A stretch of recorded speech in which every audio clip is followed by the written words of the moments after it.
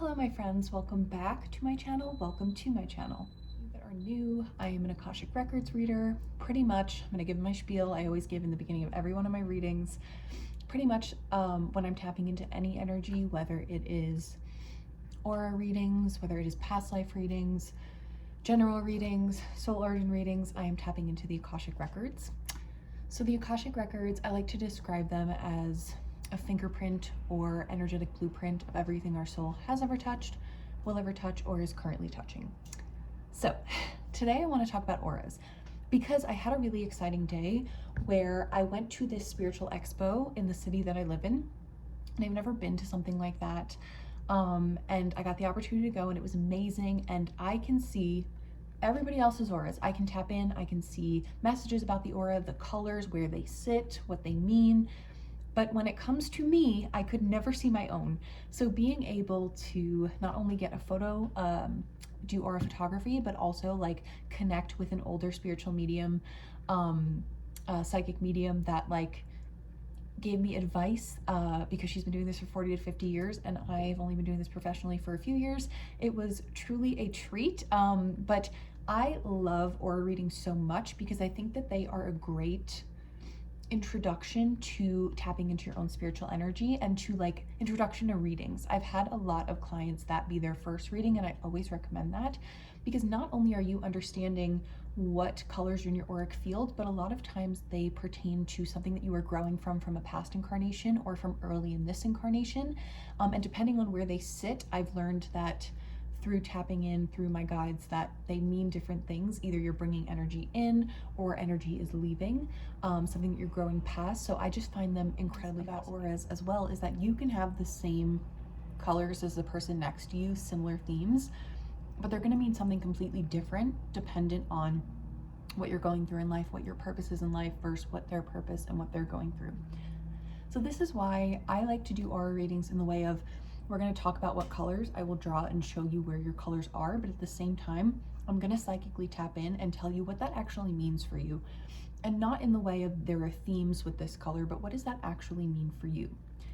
So it means something completely different, but going over kind of a base of what each color means, we can kind of go through, and I'll tell you a little bit about like what the craziest auras I've seen. So we have blue. Blue is very much connected to the throat chakra, depending on if it's darker blue or kind of a lighter turquoisey blue. I've seen every shade and can't wait to see more because I know I'm still young in my journey and I will see way more by the time I am older. So lighter blue is more leadership. It's very much that independence, that confidence, possibly being asked to bring in that confidence.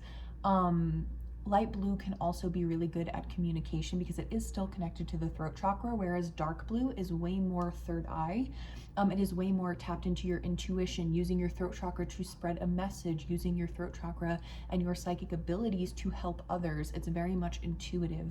Then we have, I'm just going to go through chakras, if we see white. So in my experience, when I've seen white in people's auras, it's very connected to the angelic and celestial energy. When I do soul origins, you can be from all these different types of energies, higher dimensional places, etc. This is where the idea of star seeds and angelic souls come from, and there's a whole lot more that goes into that. So I'm just going to leave that at that. But white auras, especially when it comes near the top and goes around the auric field, I find that a lot of people have a soul origin connected to the angelic realm and work very strongly with the angelic realm. So white is very pure. It is spiritually like enlightened. White can be somebody who's very innocent. There's different levels to it. And again, I'm going through like a very basic understanding of all the auras and all the colors. We have red, which is very grounded. Red is very passionate. It's wanting to experience the physical world. It either means you are very grounded or in need of grounding, and sometimes can show a relationship to physical abundance, either struggling or very like connected to physical abundance, understanding how the spiritual and the like physical kind of connect. I also find I see when there's a lot of red with a lot of purple in somebody's aura that they are very balanced. Again, depending on where they are, that if you have red and you are in that grounded energy and you are aligned, because again, all these colors have an aligned meaning, but they also have an unaligned meaning. So it can go either way, imbalanced and balanced. But a lot of times when there's red and purple, I can see that you are tapped into your spirituality, you are tapped into the other realms and open to energy that you can't see around you, as well as you are grounded and living your human experience and not trying to fall into that spiritual, like, kind of enlightened trap where you feel like you don't live the human experience, but you're fully living enlightened. Well, in order to live enlightened, we also chose to come down here and live this human experience, and we can't run away from that. We have to find the balance of both. With green and pink are very connected to the heart chakra. So green is my healers, my wounded healer energy. These are empaths through and through. They're very sensitive to energies. They are very connected and open in their heart chakra. However, with green auras, I do find that we are recovering people pleasers, as well as we, a lot of times in past incarnations, I see this a lot, and early on in our journey in this life, we tend to kind of attract narcissistic, unhealed people, people who take too much of our energy and we don't get enough back. Those imbalanced relationships, those are kind of what my green auras are overcoming. A lot of times they do have an aptitude to herbal medicine, wanting to get more involved in the natural ways, and they have been a certain kind of healer in past incarnations. Going with the pink is very similar in the way that they are very heart open. They're very connected. They want to give. They give so much. They are very selfless people. But a lot of times they learn a lot through relationships. They tend to harp on romantic relationships quite a lot, though this isn't just romantic. It's friend relationships, family relationships. Early on in life and in past incarnations, they might feel like they've had a lot of traumatic and like very profound relationships that they are meant to learn and grow from in order to attract very aligned relationships. They could kind of go through a phase of serial dating at times because they just want to understand themselves more, and they try and understand themselves through external relationships and things like that, and a lot of times are meant to focus on their internal self-love in this lifetime. What colors am I missing? Yellow, sunshine loves.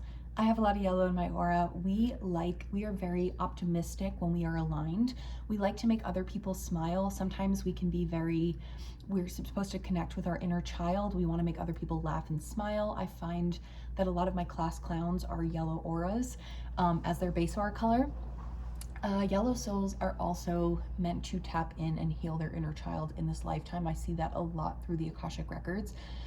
Yellow souls are also kind of supposed to find their innocence again. A lot of times they can feel very bogged down by the world around them, other people's emotions. They're also very sensitive, and they are trying to find their inner joy in this lifetime and confidence. And a lot of that is through retapping into their inner child and finding what it felt like to feel that innocence as an inner child. Orange souls. My orange souls, a lot of times, depending on if they're aligned or unaligned, are building their not only their self-confidence, their ability to make decisions, their self-assuredness. They're also very passionate and physical, and a lot of times when I see aura unbalanced, it's kind of that need to dance and move the hips. A lot of times I see a lot of people with sacral wounds with a lighter orange in their auric field, and it kind of gets bigger and stronger as they heal, because it could allude to trauma of that area in past incarnations and even sometimes early in this incarnation. So reclaiming their sexuality, their ability to manifest their self-confidence is something that they're bringing into their current life. So I see that a lot with orange auras. Orange auras are also very strong with boundaries when aligned, so they help others put up boundaries and help others kind of feel safe and secure in this lifetime. I'm trying to see if I forgot any. There's obviously a lot of different colors. I've seen silver, I've seen gold, and it just means something different for everybody. I've seen gold a couple of times, and that is very much, I find that very tied to a very specific starseed race, a very specific other place, and somebody who doesn't necessarily incarnate on Earth often, but incarnates in the higher realms. And a lot of times they are here with one very specific message, and I mean, it goes deeper than this, but one very specific message that is not going to be understood by all, but they're here for a very few select that they are going to very much help, and there's that butterfly effect, which I believe is kind of for all of us as well. I think that that's kind of universal. We are all here for a special reason. We all have a message and something to share, and by understanding our aura more, we can kind of understand what we're here to say more, find that confidence in ourselves, to connect with more people, to get our word out there, whatever that is, because everybody has a message, whether you think you do or you don't. So I believe that's all for the aura colors. I was just feeling very inspired to come on here and talk about that for some reason. I haven't made a video in a while. But yeah, I don't know, I was feeling inspired. Now, I also kind of want to talk about aura colors and where they're placed. So I found that the closest to your middle is kind of what you're dealing with right now. And then as it branches out, it's messages and things that you've already learned. That's what I've seen a lot now, not all the time, because again, it's hard to speak in definites because it is so different per person, like what your aura means, where the colors are.